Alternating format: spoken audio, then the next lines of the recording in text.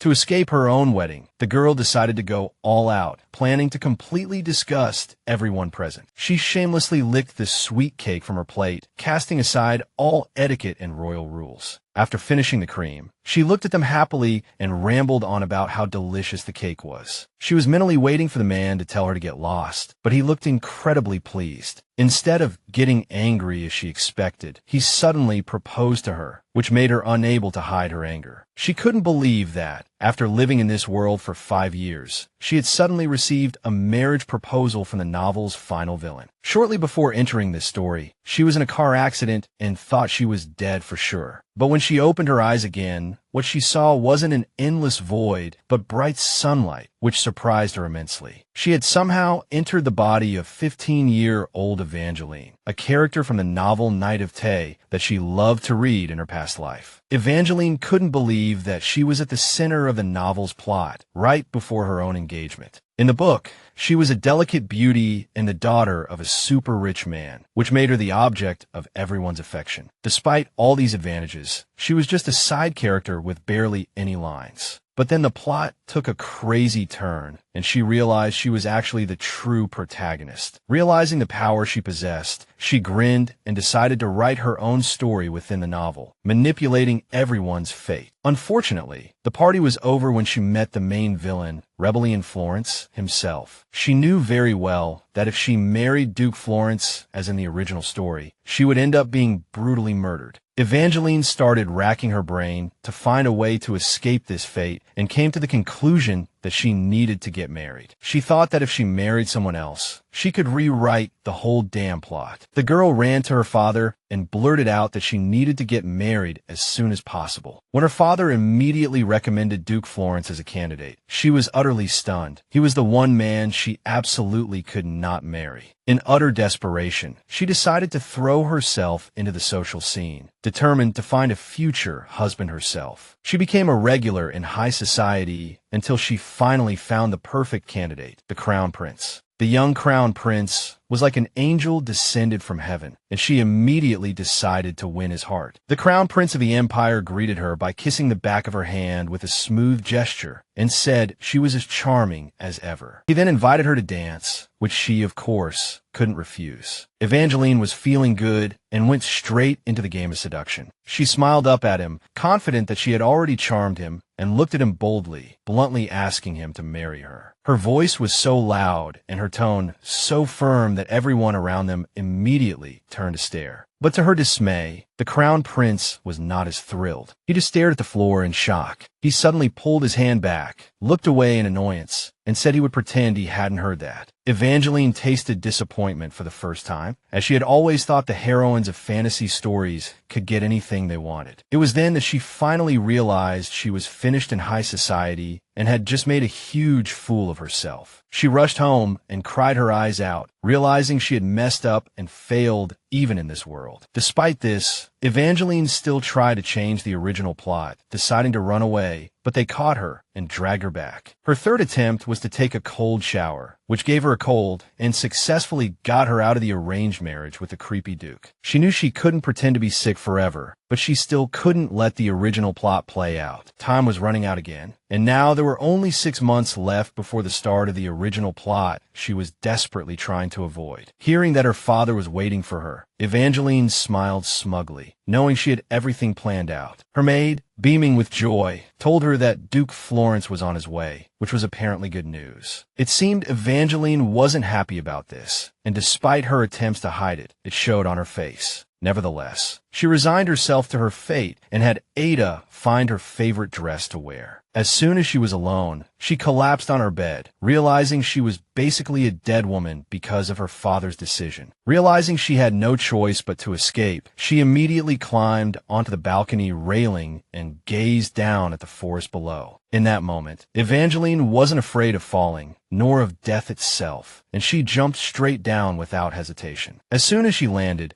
she breathed a sigh of relief, because she had found 3 more secret escape routes during her last attempt. She was so focused on refusing to see Duke Florence that she didn't even notice the man's boots. When she noticed this detail in surprise, she immediately looked up and sized up the man in shock. Her gaze immediately fell on his neatly combed, jet-black hair and the indifferent expression on his face. In addition, he had a pair of red eyes and a sculpted face, which matched the description in the novel. In that moment, she realized that no matter how much she resisted, the novel would still force her to meet him. Realizing the Duke had caught her, Evangeline looked away awkwardly, trying to figure out what to do. She couldn't read him at all as he stared at her like she was a naughty child. She tried to tell herself that he probably didn't recognize her at all. That was complete nonsense. She kept turning her head away, mentally praying that Duke Florence wouldn't recognize who she was. Unfortunately for her, the man suddenly called her name, as if surprised to see her here in such a state. He stared into her eyes thoughtfully and then asked what she was doing here. He really caught her off guard when the Duke pointed out that she looked more like she was running away than taking a walk. Evangeline was silent for a moment, then suddenly decided to act as if this was all perfectly normal. He realized she knew who he was and smiled in amusement, and she couldn't help but notice how damn handsome he was. She decided to play the part of chatterbox and started rambling nonstop, trying to get him to leave her alone. The Duke remained silent until she finally asked what on earth brought him to such a beautiful place. Unfortunately, her little trick didn't work, and he simply held out his hand to her, suggesting they go into the palace together. The man politely knelt on one knee, gazing with a gentle smile at the person who so desperately wanted to escape him. Once inside, Evangeline's father couldn't hide his surprise at seeing his daughter in such a disheveled state. She greeted him with an awkward smile, indicating she was in a rather embarrassing situation. The moment she saw his face flush with anger, she knew this was going to be a tense situation. She dreamily held the Duke's hand, saying that he had found her and brought her back to the palace. Evangeline's father immediately apologized for the situation, claiming their daughter was still very immature. Duke Florence suddenly smiled smugly, saying he'd better get used to it now, as he'd be chasing after her for the rest of his life. Evangeline couldn't believe her ears as she realized this man was serious and intended to make her his wife. It was strange to her that no matter how oddly or badly she behaved, he took it all in stride, accepting her every quirk. It suddenly occurred to her that maybe he had a fetish for strange girls who acted like lunatics. The moment he saw the maid urging Evangeline to get ready for the reception, he turned to her father. He said it looked like a showdown was coming, and now they were going to show him what they had promised him. Meanwhile, Evangeline's maid was still scolding her for how badly her first meeting with Duke Florence had gone. She kept saying what a lovely young lady she was, while the girl was just freaking out about not being able to avoid the meeting. She was completely stunned when the maid told her not to worry, because her destiny was always in her own hands. After hearing this, a new idea seemed to pop in her head, and she told the maid to dress her exactly as she said. While Evangeline was getting dressed, the Duke was with her father. Evangeline made a dramatic reveal of her extravagant dress, which was as over-the-top and gaudy as it could be. She had wanted to look like a complete clown from the start, and now she froze, waiting for the Duke's expected reaction. She had been preparing for this day for a long time, making a list of all the things Duke Florence liked and disliked. Evangeline tried to embody all these traits, including a foolishness he absolutely couldn't stand. In addition, he hated luxury, talkativeness, and perfume, so she made sure to pile those on as well. She was practically drooling, waiting for him to look at her with pure disgust as she embodied everything he loathed. So, imagine her shock when she saw a damn smile on his face as he looked her over. The girl just froze, trying to figure out what the hell was going on, until she was asked to take a seat. The reception continued into the evening, and then her enthusiastic maid started asking about her impressions. Evangeline immediately grabbed her by the shoulders, demanding to know how accurate that list she gave her really was. Even after the maid swore her sources were reliable, she still couldn't understand why things had turned out this way. In the drawing room, Reborn showed no sign of displeasure, just a calm smile. Then, he said something unexpected that left Evangeline completely stunned. She couldn't believe this creepy, insidious Duke was actually worried that she didn't like him. She was furious when he added how troublesome it would be if she hated him. The maid didn't understand why she was so upset, guessing that maybe the Duke wouldn't find her attractive. attractive. This caught Evangeline even more off guard when the maid mentioned how stunning she looked today. She kept comparing her to a beautiful swan and an angel, despite her initial worries that they had overdone the look. All these words made her wonder what had caused her strategy to fail. She couldn't believe that he might have smiled because she looked beautiful and that he liked her. Knowing they would meet again soon, Evangeline frantically started brainstorming ways to disgust him. Suddenly, she remembered how much he hated filth, and she knew exactly what she had to do. Something super disgusting and dirty. His words that they would be seeing each other often really annoyed her, and she swore to make him regret saying them. A few days later, the moment came. She had to go to Duke Florence's estate. Evangeline knew exactly which day it was, as she was about to put her plan into action. Even though she knew it was coming, she still hated going to this place, and she looked ahead with dread. After a while, she finally arrived with her father at the gates of the magnificent palace. Today, she was dressed far less ostentatiously, and with a heavy heart, she prepared to enter this den of evil. Unlike her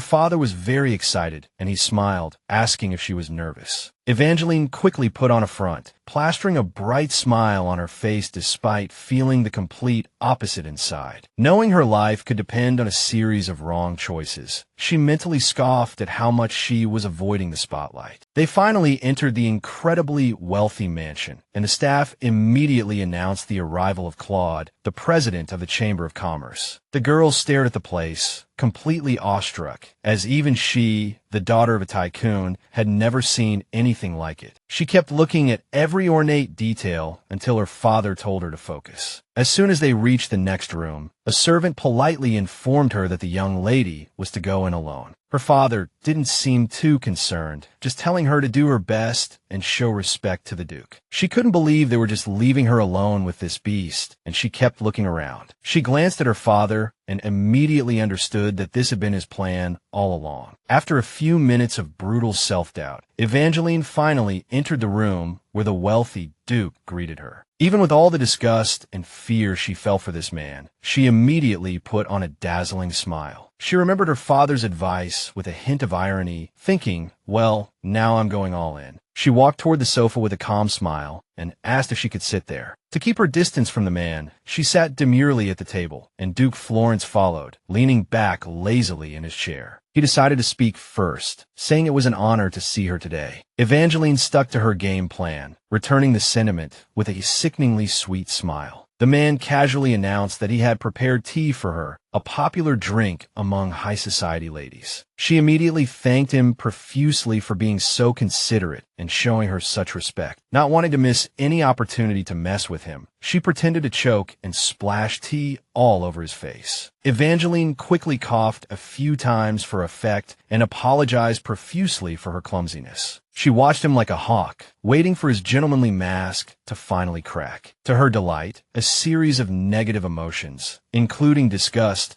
flashed across the once confident Duke's face. Seeing this, the girl played the part of feeling sorry while secretly enjoying the show he was putting on. She tried to make him feel like someone like her should be thrown out, but he just calmly called it an accident. After wiping the tea from his face, Duke Florence put away his handkerchief and looked around carefully. To her surprise, the man noticed the stain on her dress and suggested she take care of herself first. Evangeline tried to play it off, saying it would dry, but the Duke was insistent on getting her a new one. She decided to continue her slob act and casually draped his expensive coat over herself without even asking. The Duke was quick to point out that it was his coat, but she just smiled and said she thought it was a blanket. Her behavior seemed to unnerve him even more, making him thoughtfully admit that he couldn't figure her out. Finally, he concluded that she should change before dinner, as she would be staying until tomorrow and couldn't remain in that dress. Evangeline couldn't believe her ears, as no one had told her how long she would be staying at the palace. The Duke enjoyed her clueless look and confidently told her that she would be spending the entire day at his estate. The news caught the girl off guard, and she jumped up like a startled cat, completely overwhelmed. She knew her father was eager to marry her off, but she still couldn't comprehend what was happening here. Although she remembered that they ended up getting married in the original story, it was still tough to deal with this whole thing. Anger flared up inside her as she realized that an unmarried girl of her age was about to spend the night in a bachelor's mansion. She took another look at his smug face and quickly tried to challenge his decision. Evangeline put on an innocent act, saying that such a long stay might cause some misunderstandings in decent society. She tried to point out that she was a commoner and he was still single, but the Duke just shrugged it off. Nevertheless, she felt she should mention that her reputation was already a bit tarnished and she didn't want to cause him any trouble. Despite her trying to get out of it at all costs, Reborn kept saying it was no big deal. With that, he stood up as if to seal their conversation and mentioned they would soon have a second breakfast in the garden. Evangeline was lost in thought, completely unable to understand why the Duke was being so nice. She knew that even if it was out of kindness, it seemed too strange, and she started to go over his words in her head. The memory of that conversation with her father convinced her that something was wrong. She was well aware that everything Reborn was doing for her went far beyond simple kindness or interest. The way he looked at her was so intense that he clearly had something else in mind. Sensing a new danger approaching, Evangeline stood up as if ready for a showdown. She suddenly called out to him calmly, making him stop in his tracks and look back at her. The false kindness he had been using to try and win over this unique girl had completely vanished from his face. Evangeline suddenly cut to the chase, bluntly asking if he had really made a deal with her father. In that moment, the whole world seemed to freeze, and the air in the room seemed to thicken. She kept staring at the man with a very suspicious look, trying to figure out what he really wanted. Surprisingly, judging by his confident expression and smug smile, the question didn't seem to surprise him too much. Even so, Evangeline remembered this man's backstory, where he turned out to be a villain and a traitor in the novel. At first, he played the role of a perfect gentleman, a rather charming guy, until a crucial moment arrived. It was later revealed that all his kind words and smiles were just weapons for a revenge he had been brewing for a long time. She remembered how shocked and completely blown away she was when the full truth about him was revealed. Moreover, she felt that he had cleverly deceived her with his friendly approach, and as a reader, she felt a bit betrayed. She wanted to get back at him, but now was not the time, so she just played it cool, as if she had mistaken him for someone else. He was surprised when she suddenly mentioned that a high-profile person like him probably wouldn't have invited her otherwise. Evangeline looked away shyly, saying that it was a great honor in itself to be invited by him. Just as she mentioned that he had even asked her to stay for dinner, he cut her off, telling her to get changed and ready for the meal. The girl couldn't believe her ears, realizing how easily he had played her and led her right where he wanted. Immediately after, Reborn handed her over to his stern-looking maid, who was supposed to get her ready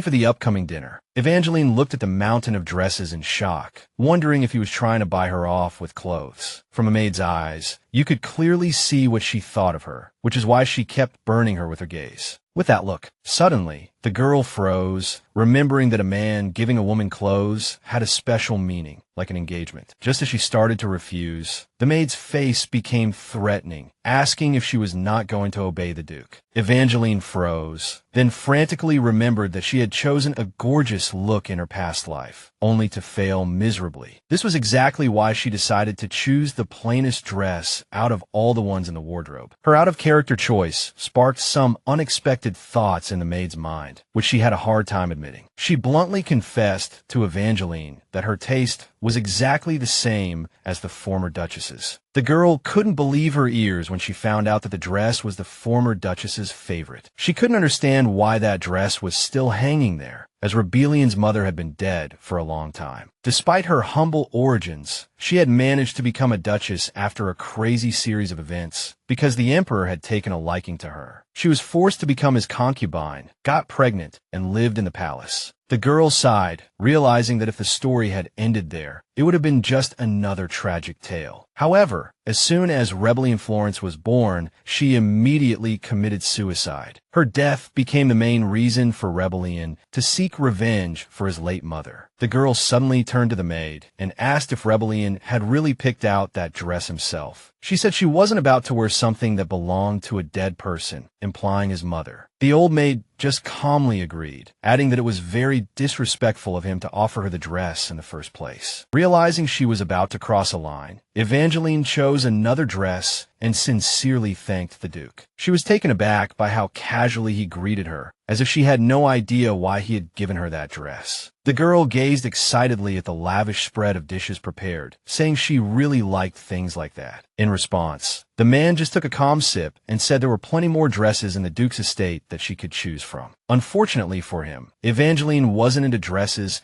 and immediately set her sights on the candelabra. As if sensing her excitement, Duke Florence smiled and said that a husband's property is his wife's property. She was surprised when he suddenly added that if she liked pretty things, she should go see all the things in the imperial palace. Evangeline barely managed to keep her composure when he decided to preemptively bring up the time she proposed to the crown prince. Mortified, she struggled to remain calm, wondering if she should just come clean and tell him the truth. She unexpectedly blurted out that they were living in a novel she was accidentally reborn into, and that he was going to kill her. Just as she begged him not to marry her, she realized he couldn't possibly believe that crazy story. Her defeated look seemed to make him even more confused about everything he had just blurted out. He just shook his head and asked if she was still hung up on the prince after being rejected by him. Evangeline immediately started to deny it, not even noticing the tears streaming down her cheeks. Seeing his suspicion, she began to insist that it was the absolute truth and that she had never had any feelings for the prince. Despite all she said, rebellion wanted to press further, which made her very angry. She decided to change the subject and asked if the desserts were specially prepared for her. When he said he had heard she liked that kind of food and had ordered a large batch to be made, a gentle smile touched her lips. The Duke was boasting about how experienced his pastry chef was, completely unprepared for what she would do next. Evangeline did something that left everyone stunned. She grabbed a handful of cake and started eating it. I'm telling you, even Duke Florence was stunned. You could see the look of utter disbelief on his face. But she, as if nothing was wrong, kept stuffing cake into her mouth with her hands, gushing about how wonderful it tasted. Rebellion Florence was still trying to process if what he was seeing was real. Meanwhile, Evangeline continued her antics, shocking even the well-traveled servants of the ducal household. She kept devouring all the desserts on the table, completely ignoring the cream smeared on her face. The reaction she got was simply spectacular, and she enjoyed being the center of attention. She smirked, knowing the Duke had never seen such a strange woman, especially one who spoke with her mouth full. Evangeline deliberately wiped cream from her fingers, adding that if food gets on your hands, you have to lick it off. It seemed Duke Florence's disgust had reached its peak, and he could no longer hide his feelings. She showed no reaction to his expression, simply reaching for a new dessert and snatching the entire plate. Her behavior was rude and repulsive, and the people around them began to whisper frantically. Even so, Evangeline pretended to be having a great time, you know? This was all her plan, but her heart burned with shame and humiliation, knowing it was the price she had to pay for survival. The pastries might taste like ash now, but she stuffed them into her mouth one after another. After a while, amidst disgust and shame,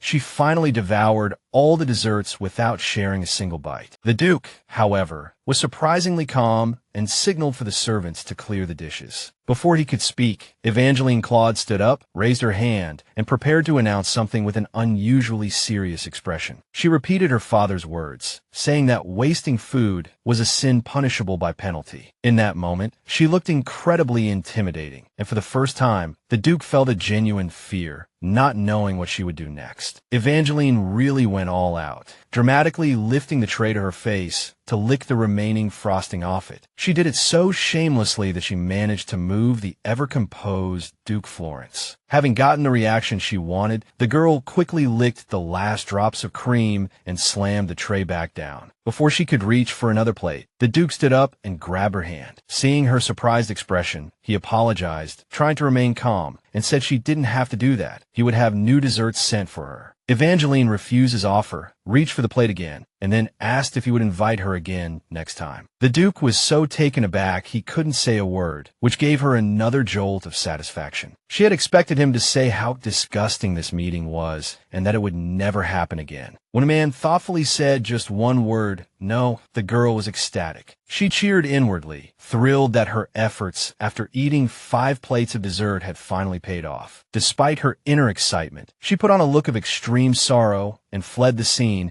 as quickly as possible. To her surprise, he suddenly announced that from now on, she would be the one to send the invitations. Seeing her blank expression, he said that the Duchess is responsible for all household matters. He smiled slyly, saying that even these tea parties were the job of the future Duchess, her responsibility. She couldn't believe he would still say that after witnessing the fiasco, and added that she had no intention of getting married. The man was surprised and reminded her that she was the one who had proposed to the crown prince, and she quickly tried to explain. When she casually dismissed the whole thing as a joke, he couldn't hide his annoyance. When he said that proposing to the crown prince couldn't just be a joke, Evangeline realized she had messed up. In that moment, Duke Florence seemed to realize he was dealing with a big child and suddenly gave a weary smile. He said he would give her everything in the duchy, anything she wanted. When he said she could have any food she wanted, treating her like some kind of pig, Evangeline was on the verge of breaking down. When he asked her to sort out her messy private life, she finally realized she was completely done for. The girl didn't know what she had done wrong. She had tried her best and given it her all, but it still failed. Then, bam, the next bombshell dropped as the man leaned in very close and proposed to her. He barely noticed the lack of joy on her face as he asked if the idea was that terrible to her. Evangeline Claude was so stunned by it all that she was speechless, unable to even argue, as if she had been knocked out. For the first time, she felt true despair, as if her doom would come immediately after this wedding. Time passed, and night fell. She was about to spend the night in the estate of the Duke of Florence, a man she hated. Heartbroken about what was to come, she could only keep muttering the names of fashion boutiques to try and distract herself. She knew it was no use and screamed in despair that she couldn't calm down, terrifying her maid. The maid glanced at Evangeline and was met with a pair of wild and frightening eyes. The pretty girl quickly introduced herself, saying her name was Florence Canoixini and that she was her future maid. Evangeline couldn't understand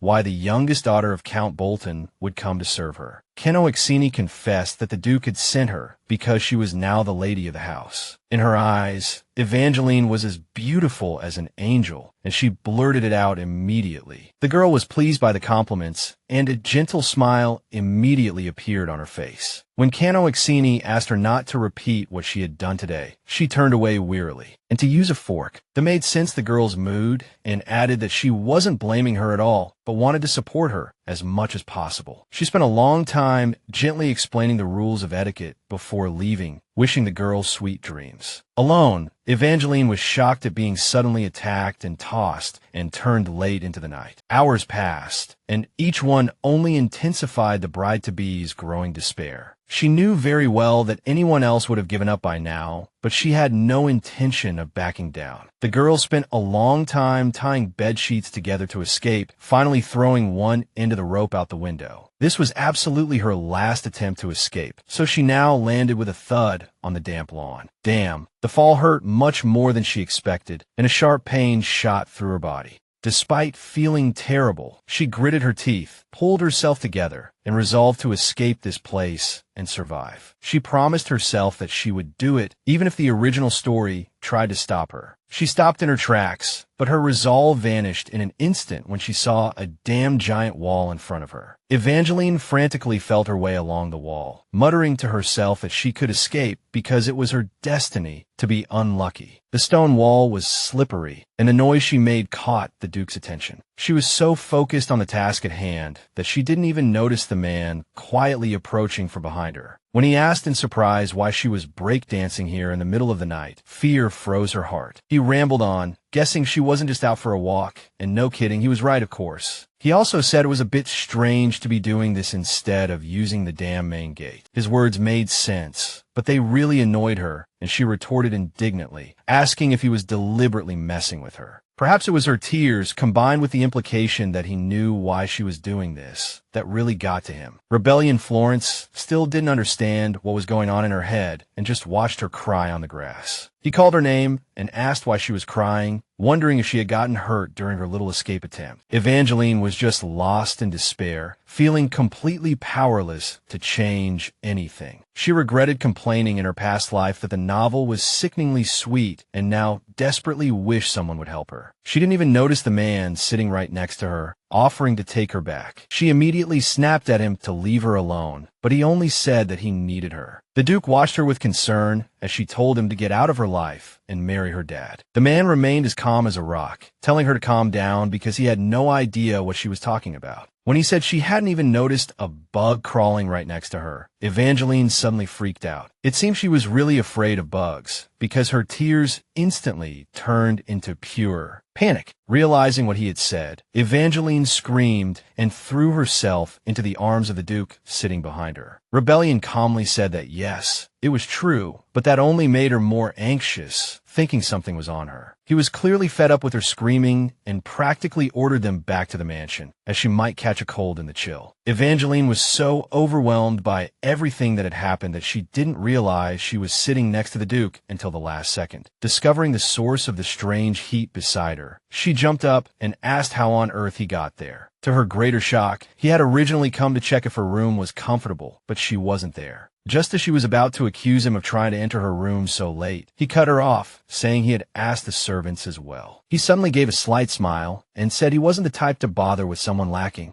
After that, Evangeline felt a surge of indignation, because now in his eyes, she was not only ruined in reputation, but also penniless. She followed behind him and began to ponder the real reason he wanted to marry her and go to such great lengths. Being unable to figure out his true motives only made her more curious, causing her to stop abruptly and call out to him with unusual confidence. She unexpectedly asked if he had fallen in love with her beauty at first sight. Rebellion was surprised that she could say such a thing so casually, as if it were common knowledge. After confirming that wasn't the reason, she said very seriously that there must be something going on between him and her father. She thought that if he wasn't captivated by her looks, the only reason for their engagement was revenge, and that meant getting married. Evangeline was completely convinced that he and her father had made some kind of deal. It seemed her words had hit home, as he shut his mouth, seemingly thinking about what to say. He suddenly turned away and said she was absolutely right, instantly confirming all her suspicions. Even with that answer, she still wanted to know the truth, and she looked him straight in the eye, ready to ask her next question. When she demanded he explain what the deal was exactly, everything around them seemed to freeze. Rebellion hadn't expected her to ask so directly and was also stunned, trying to come up with the right answer. Seeing him hesitate, her first thought was that he had made a deal with her father for money. Hearing his denial, she began to rack her brains again, trying to figure out the real reason behind the Duke's revenge and her father's power grab. She couldn't figure out the true reason for the deal, especially the part about marriage. Duke Rebellion noticed her distress and said that if she had no more questions, he would take his leave. To his surprise, Evangeline blurted out that her father wanted to make her the empress by helping SIU and him become the emperor. It seemed that key phrase finally hit a nerve with the Duke as he reached out to her. She couldn't believe her eyes when he suddenly covered her mouth with his hand, telling her to watch her words. His eyes burned with silent fury as he calmly stated